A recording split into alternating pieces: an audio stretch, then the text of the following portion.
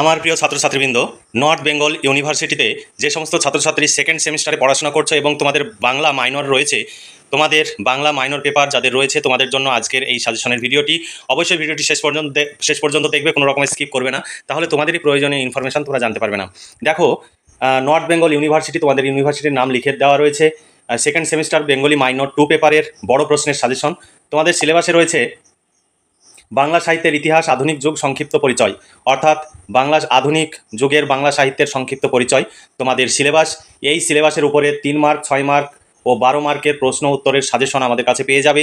যদি প্রশ্ন উত্তরের সাজেশন সংগ্রহ করতে চাও, 250 টাকা পেমেন্ট করতে হবে মাইনর পেপারের জন্য। শর্ট 3, 6 এবং 12 মার্কের প্রশ্ন এবং উত্তর সহ কমপ্লিট পিডিএফ কপি পেয়ে যাবে। এখন পেমেন্ট করলে এখনই পেয়ে যাবে।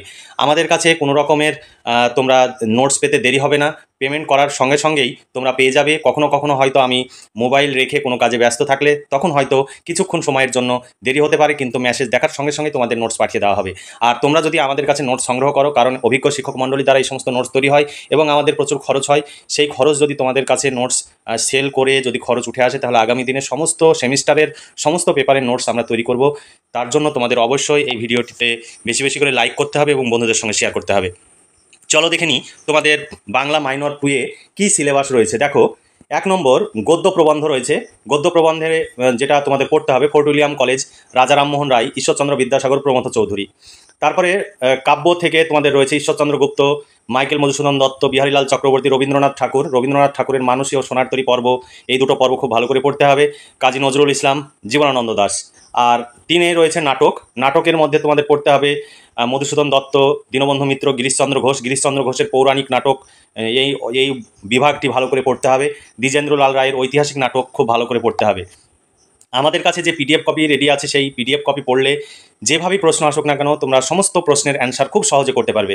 এবং নোটসগুলো খুব সহজ সরল ভাষায় লেখা আছে, কোনো বইয়ের ছবি তোলা নয়, এগুলো তৈরি করা নোটস। এবং তৈরি করা নোটস আমাদের টাইপ করা হয়েছে কম্পিউটারে, পুরোটাই কম্পিউটার টাইপ।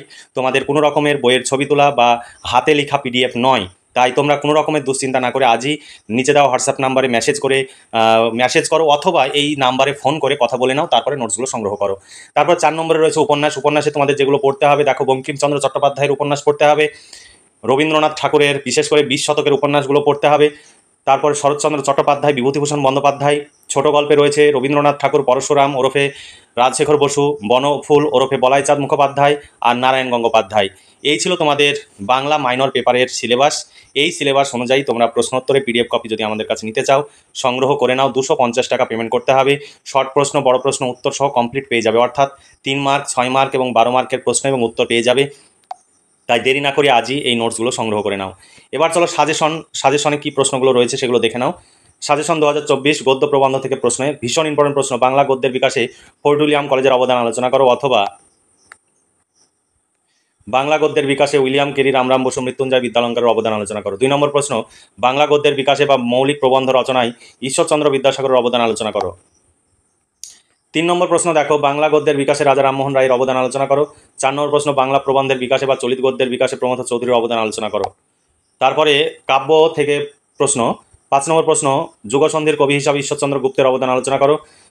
6 নম্বর প্রশ্ন, বাংলা কাব্যে মধুসূদন দত্তের অবদান আলোচনা করো। গুরুত্বপূর্ণ প্রশ্ন, যেগুলোতে স্টার দেওয়া রয়েছে সেগুলো তোমাদের জন্য ভীষণ ইম্পর্টেন্ট প্রশ্ন। 7 নম্বর প্রশ্ন, ভোরের পাখি কাকে বলে, তার কই প্রতিভার পরিচয় দাও, অথবা বাংলা গীতিকাব্যে বিহারীলাল চক্রবর্তীর অবদান আলোচনা করো। 8 নম্বর প্রশ্ন, বাংলা কাব্যে জীবনানন্দ দাশের অবদান আলোচনা করো। 9 নম্বর প্রশ্ন, বাংলা কাব্যধারায় কাজী নজরুল ইসলামের অবদান আলোচনা করো।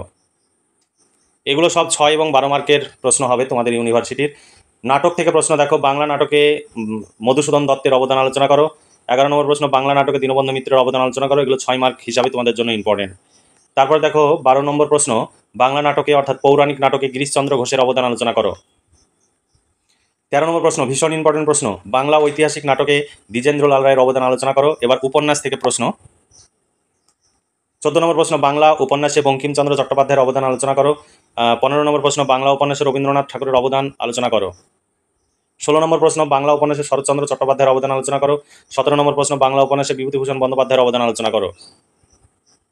ছোট গল্প থেকে প্রশ্ন, 18 নম্বর প্রশ্ন, বাংলা ছোট গল্পে রবীন্দ্রনাথ ঠাকুরের অবদান আলোচনা করো। 19 নম্বর প্রশ্ন, বাংলা ছোট গল্পে বা হাস্যরসাত্মক গল্প রচনায় পরশুরাম ওরফে রাজশেখর বসুর অবদান আলোচনা করো। এই ছিল তোমাদের 19খানা সাজেশন ভিত্তিক প্রশ্ন। এই 19খানা সাজেশন ভিত্তিক প্রশ্ন পড়লেই যেভাবেই প্রশ্ন আসুক না কেন, সমস্ত রকমের প্রশ্নের তোমরা অতি সহজে উত্তর করতে পারবে। তোমাদের কোনো রকমের বাড়তি চিন্তা করতে হবে না। আর এই এই সমস্ত প্রশ্ন এবং উত্তরের পিডিএফ কপি সংগ্রহ করতে 250 টাকা পেমেন্ট করতে হবে। 3 মার্ক, 6 মার্ক এবং 12 মার্কের প্রশ্ন ও উত্তর সব তোমরা পেয়ে যাবে। তোমরা সংগ্রহ করতে চাইলে আজই নিচে দেওয়া হোয়াটসঅ্যাপ নাম্বারে যোগাযোগ করো। এটাই ফোনপে এবং গুগল পে বা পেটিএম নাম্বার। এই নাম্বারেই তোমাদের পেমেন্ট করে পেমেন্টের অরিজিনাল রিসিভ কপিটি আমাদের এই হোয়াটসঅ্যাপ নাম্বারে তোমাকে পাঠাতে হবে। পাঠিয়ে তোমাকে ইউনিভার্সিটির নাম, বিষয়ের নাম উল্লেখ করে দিতে হবে। তাহলেই তোমাদের আমরা পিডিএফ কপি সঙ্গে সঙ্গেই পাঠিয়ে দেবো। তাহলে এবার দেখো, চলো উত্তরের পিডিএফ কপিটা দেখে নিই। এটাই তোমরা পাবে। প্রথমে সিলেবাস দেওয়া থাকবে, তারপর সাজেশনের প্রশ্নগুলো দেওয়া থাকবে, তারপরে সেই প্রশ্ন অনুযায়ী পরপর সিরিয়াল নাম্বার অনুযায়ী উত্তরগুলো দেওয়া থাকবে। এখানে 1 নম্বর প্রশ্ন এবং উত্তর দেখতে পাচ্ছ, খুব সুন্দর করে পয়েন্ট আকারে লেখা আছে। 2 নম্বর প্রশ্ন সুন্দর করে একইভাবে প্রতিটি প্রশ্ন পয়েন্ট আকারে উত্তর লেখা রয়েছে, যাতে তোমাদের পড়তে এবং মনে রাখতে সুবিধা হয়। এবং এইভাবে যদি পরীক্ষার খাতায় তোমরা লিখে আসতে পারো, তোমাদের পরীক্ষার ফলাফল খুব ভালো হবে। তাই দেরি না করে আজই যোগাযোগ করো এবং এই নোটসগুলো সংগ্রহ করে পড়াশোনা শুরু করে দাও। তোমাদের ইতিহাস মেজরের নোটস রেডি আছে। তোমরা ইতিহাস মেজরের নোটস যদি কারো প্রয়োজন হয়, বন্ধুদের জানাতে ভুলবে না। আর আমাদের কাছে সমস্ত বিষয়েরই নোটস তোমরা পেয়ে যাবে যদি তোমরা আগ্রহ দেখাও এবং আমাদের কাছ থেকে সরাসরি নোটস সংগ্রহ করো। তাহলে তোমরা পরবর্তী সেমিস্টারও নোটস পাবে। আমাদের কাছে নোটস সংগ্রহ করলে তোমাদের অর্থ এবং সময়ের সাশ্রয় হবে।